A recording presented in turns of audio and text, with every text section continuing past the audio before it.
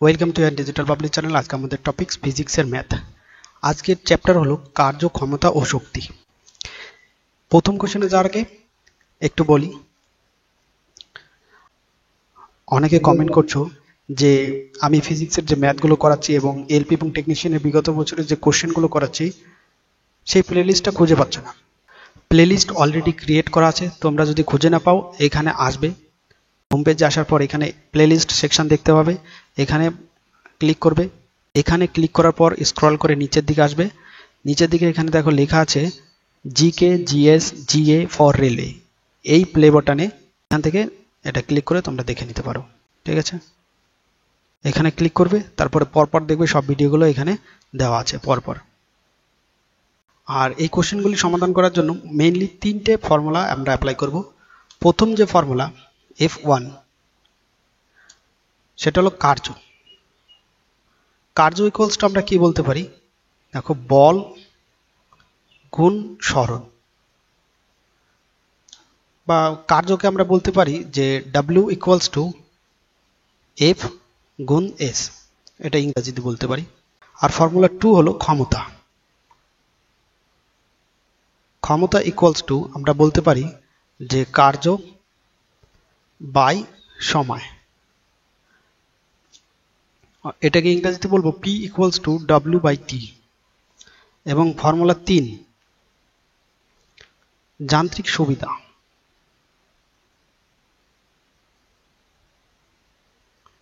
যান্ত্রিক সুবিধা equals to হবে ভার বা বাধা ডিভাইডেড বাই বল। মোটামুটি এই তিনটে ফর্মুলা দিয়ে সমস্ত অঙ্কগুলো আমরা ক্যালকুলেশন করব। প্রথম কোশ্চেন বলছে 1 কিলোগ্রাম ভরের একটি বস্তুকে 10 মিটার উপরে ওঠালে কি পরিমাণ কার্য করা হবে। তো এখানে বের করতে হবে কার্য। তো কার্য ইকুয়ালস টু আমরা কি জানি, বল গুণ সরণ। তো এখান থেকে দেখো বল এর মান জানি না, সরণ 10 মিটার এটা জানি, তো গুণ 10 মিটার সরণ হয়েছে। আর এখান থেকে আমরা জানি মাস, ভর। তো এই ভর থেকে আমরা বল বের করব। আমরা কি জানি যে বল equals to MA, force equals to mass multiply acceleration. Mass কত, 5 কিলোগ্রাম। অ্যাক্সেলারেশন অর্থাৎ ত্বরণ কত, 9.8 নিউটন। তো এটা গুণ করব, গুণ করলে এটা হবে 49 নিউটন।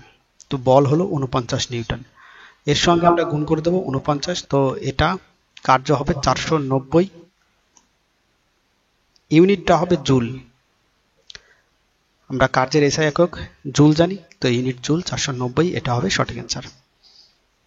পরের কোশ্চেন, একটি বস্তুর উপর 60 নিউটন বল প্রয়োগ করায় বস্তুটির সরণ 15 মিটার হলো, সম্পাদিত কার্যের পরিমাণ কত।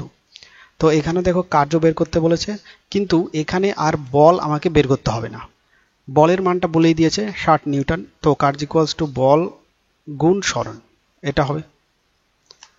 বল 60 নিউটন বলেছে, সরণ 15 মিটার বলেছে, তো 6 15 90, অর্থাৎ 900 জুল। 900 জুল হবে সঠিক অ্যান্সার। পরের কোশ্চেন, তোমার ওজন 50 কেজি, 5 মিনিটে তুমি 60 মিটার উপরে উঠতে পারো, তোমার ক্ষমতা কত।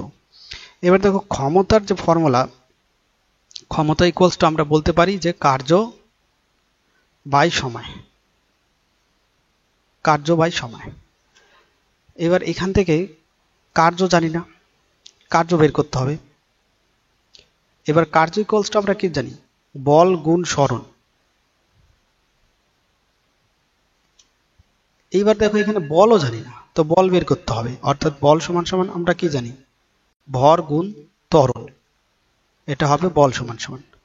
তো ভরের মান এখানে দেখো বলা আছে 50 কেজি, তো 50 গুণ ত্বরণ জানি না, ত্বরণের মানটা আমরা ধরে নেব যে জি এর মান সেটা 9.8, এটা ধরে নেব। তো এটা পেলাম বল। তো বল এটা আমরা গুণ করব না, এই অবস্থায় রেখে দেব। 50 গুণ 9.8, আর সরণ এখানে বলেছে দেখো 60 মিটার উপরে উঠছে, তো গুণ 60। তো এটাকে গুণ করব না, আমরা এই অবস্থায় রেখে দেব। আর কার্যর মান এবার পেয়ে গেলাম 50 গুণ 60 গুণ আর 9.8, আর ডিভাইডেড বাই সময়। সময় বলেছে দেখো 5 মিনিট, মিনিটটাকে 60 দিয়ে গুণ করে সেকেন্ডে নিয়ে আসি, তো এই 60 কাট হয়ে যায়, আর এই 5 10 50। তো এটা কাটলে এটা যদি গুণ করি তাহলে কত হচ্ছে 98, আর ইউনিটটা হবে ওয়াট।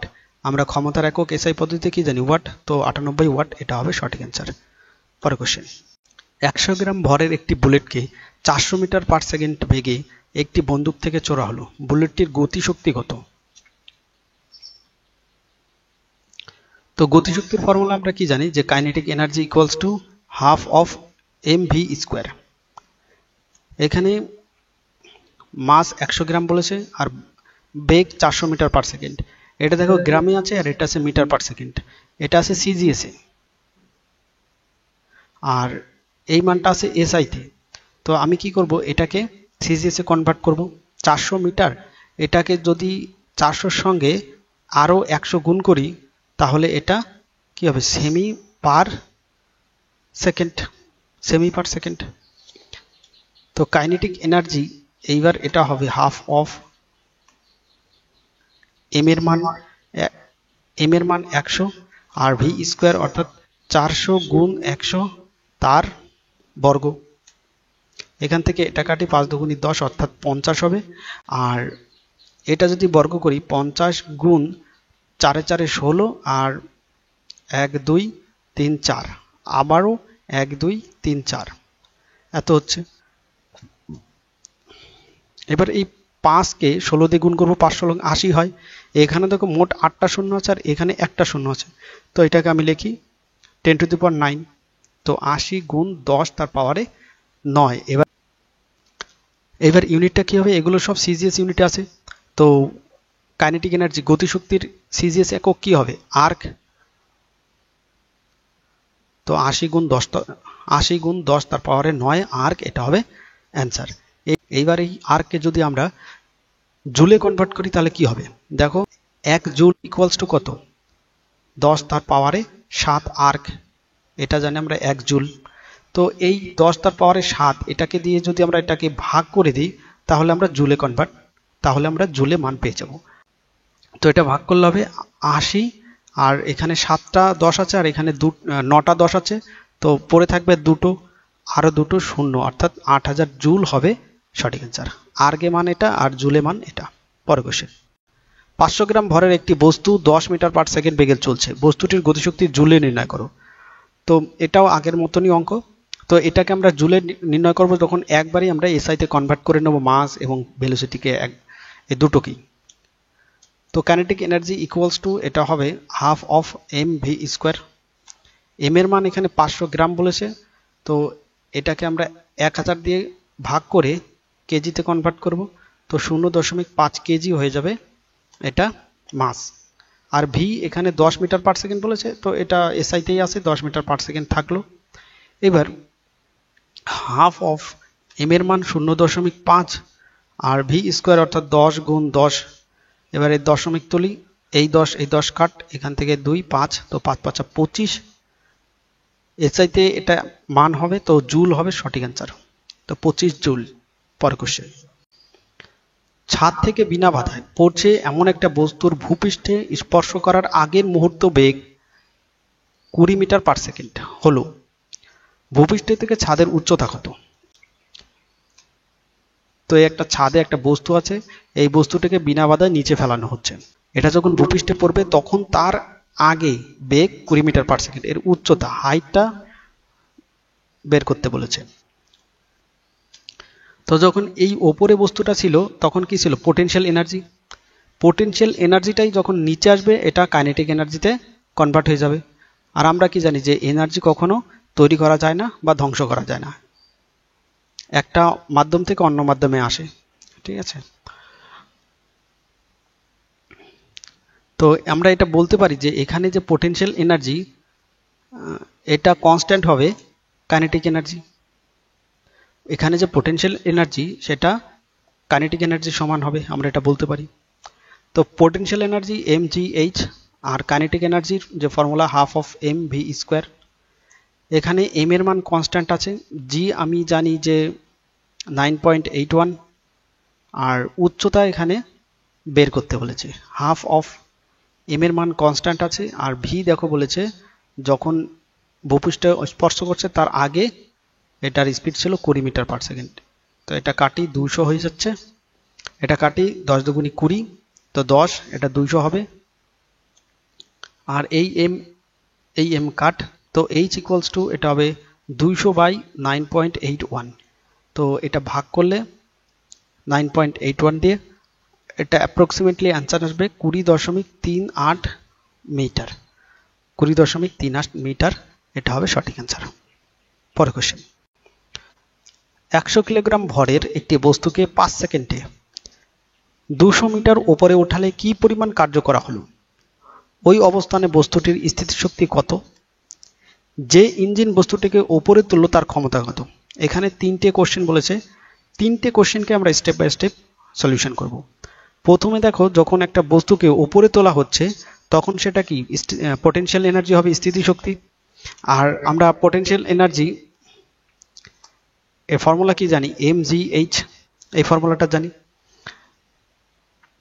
এইবার দেখো এখানে যে দুটো কোশ্চেন, প্রথম যে দুটো কোশ্চেন এটার একটা সমাধানই হয়ে যাবে। এম এর মান এখানে 100 কিলোগ্রাম পড়েছে, আর জি এর মান এটা 9.8, আর এখানে উচ্চতা হবে 200 মিটার। তো এই দশমিকটা তুলি, এই শূন্য এই শূন্য কাট, আর এটা 98কে 2 দিয়ে গুণ করলে 196 গুণ 10 তার পাওয়ারে 3, কারণ এখানে দুটো শূন্য আছে আর এখানে একটা শূন্য, তো আমি 10 তার পাওয়ারে 3 লিখতেই পারি।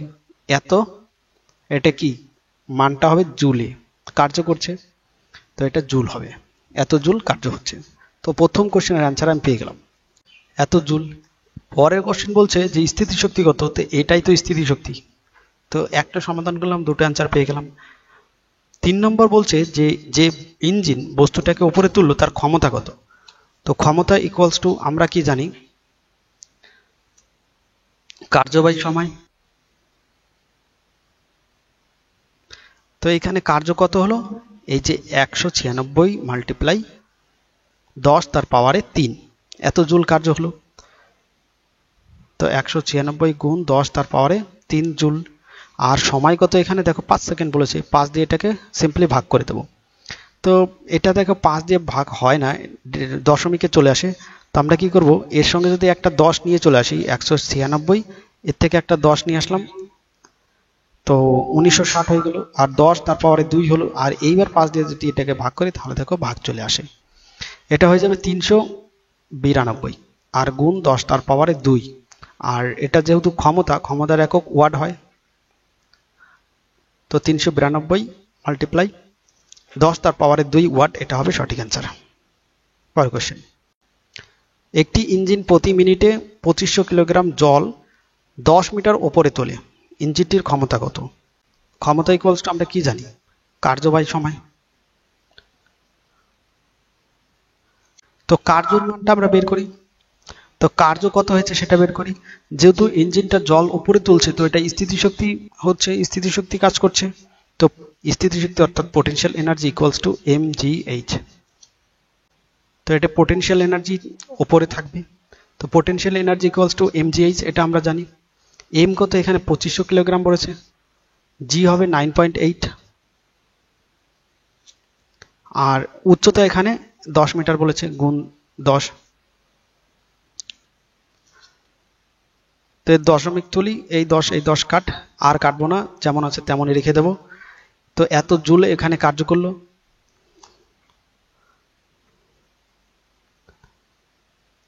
তো 2500 গুণ 98, 2500 গুণ 98, এটা হলো এত জুল কার্য করলো। আর বলেছে প্রতি মিনিট, তো 1 মিনিটে 60 সেকেন্ড, তো 60 দিয়ে আমরা এটাকে ভাগ করে দেব। এটা যদি 2 দিয়ে কাটি এটা হবে 49, এটা 2 দিয়ে কাটলে 3, আর এইবার 49কে 250 গুণ, এইবার 49কে 250 দিয়ে গুণ করব, তো 12,250 হবে, আর ডিভাইডেড বাই 3। তো এটা যদি ডিভাইড করি তাহলে 4083.33। এবার এটা ক্ষমতার একক হবে ওয়াট, এত ওয়াট। এটাকে কিলোওয়াটে কনভার্ট করব, তো 1000 দিয়ে ভাগ করে দেব, তো 4.08333 এত কিলোওয়াট হয়ে যাবে সঠিক অ্যান্সার। তো এটা ওয়াটে মান আর এটা কিলোওয়াটে। পরের কোশ্চেন, একটি প্রথম শ্রেণীর লিভারে বলবাহু ও রোধবাহু দৈর্ঘ্য যথাক্রমে 4 মিটার এবং 3 মিটার। ওই লিভারের সাহায্যে 2 কিলোগ্রাম ভার তুলতে কত বল প্রয়োগ করতে হবে? লিভারের মাঝখানে যদি আলম্ব থাকে তাহলে সেটা প্রথম শ্রেণীর লিভার। এর একটা ফর্মুলা আছে মনে রাখার, যে অভাব, ঠিক আছে। প্রথম শ্রেণীর লিভারে আলম্ব মাঝখানে থাকে, দ্বিতীয় শ্রেণীর লিভারে ভার মাঝখানে থাকে, আর তৃতীয় শ্রেণীর লিভারে বল মাঝখানে থাকে, ঠিক আছে। তো প্রথম শ্রেণীর লিভার বলেছে, তো আলম্বটা এখানে মাঝখানে থাকবে। আলম্ব যদি মাঝখানে থাকে এর এক প্রান্তে থাকবে ভার এবং অপর প্রান্তে থাকবে বল। এইবার এই আলম্ব থেকে এই বল পর্যন্ত যে বাহুটা, এটাকে বলা হয় বলবাহু, ঠিক আছে। আর এই আলম্ব থেকে ভার পর্যন্ত যে বাহু, তাকে বলা হয় ভারবাহু বা রোধবাহু, ঠিক আছে, ভারবাহু বা রোধবাহু। এইখানে দেখো প্রশ্নে বলবাহু 4 মিটার বলেছে, তো বলবাহু কোনটা? এটা। আলম্ব থেকে বলের যে দূরত্ব তাকে বলবাহু বলে, এটা 4 মিটার বলেছে। আর আলম্ব থেকে ভারের মধ্যে যে দূরত্ব তাকে বলা হয় ভারবাহু, এটা বলেছে 3 মিটার। এবার বলেছে যে লিভারের সাহায্যে 2 কিলোগ্রাম ভার তোলা হয়েছে, অর্থাৎ এখানে যে ভারটা রাখা হয়েছে সেটা 2 কেজি। তো এখানে কত বল প্রয়োগ করা হয়েছে, এই বলের মানটা এখানে জানতে চাইছে। তো এর যে ফর্মুলাটা হবে বল গুণ বলবাহু ইকুয়ালস টু ভার গুণ ভারবাহু, এটা হবে ফর্মুলা। তো এখানে বলের মান বের করতে বলেছে, আমি এফ ধরে নিই বল।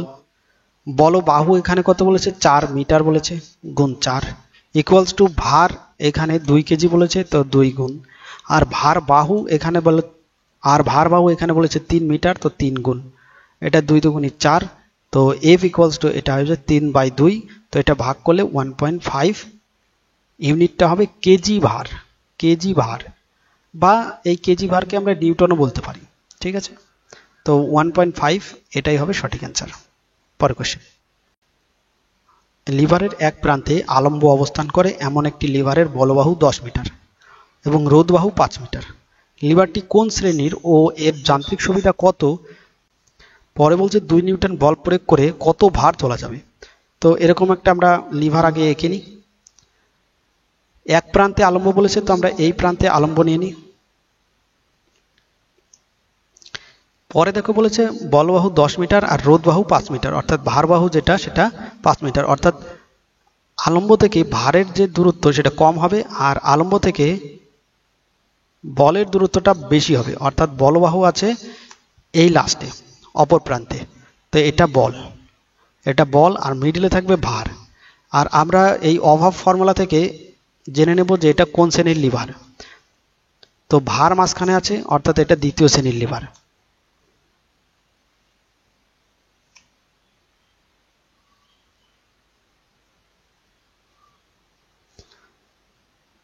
তো প্রথম কোশ্চেনের অ্যান্সার কিন্তু আমি পেয়ে গেলাম, এটা দ্বিতীয় শ্রেণীর লিভার। এরপরে বলেছে যান্ত্রিক সুবিধা কত। এখানে কিন্তু যান্ত্রিক সুবিধাটার ফর্মুলা আলাদা হবে। এখানে যান্ত্রিক সুবিধার ফর্মুলাটা হবে বলবাহু ডিভাইডেড বাই রোধবাহু। তো এখানে বলবাহু কত? দেখো বলবাহু এখানে বলে দিয়েছে 10 মিটার আর রোধবাহু এখানে বলেছে 5 মিটার। তো বলবাহু 10 আর রোধবাহু 5, তো 5 দুগুণে 10, তো এর যান্ত্রিক সুবিধা কত? 10।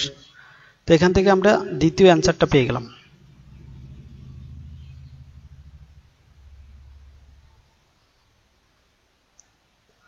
আর আমরা আরেকটা জিনিস জানি যে দ্বিতীয় শ্রেণীর লিভারে সবসময় যান্ত্রিক সুবিধা 1-এর বেশি হয়। তো এ দেখো তার প্রমাণ যে এর যান্ত্রিক সুবিধা 2 হয়েছে, তো 1-এর বেশি হয়েছে। আর প্রথম শ্রেণীর লিভারে যান্ত্রিক সুবিধা 1 হতে পারে, 1-এর কম হতে পারে, 1-এর বেশি হতে পারে। আর তৃতীয় শ্রেণীর লিভারে সবসময় যান্ত্রিক সুবিধা 1-এর কম হয়, ঠিক আছে।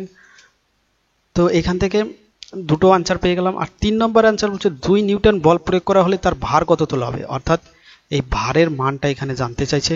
আর এখানে বল বলেছে 2 নিউটন প্রয়োগ করা হয়েছে। তো আমরা আগেই একটা ফর্মুলা জানলাম যে বল গুণ বলবাহু ইকুয়ালস টু ভার গুণ ভারবাহু।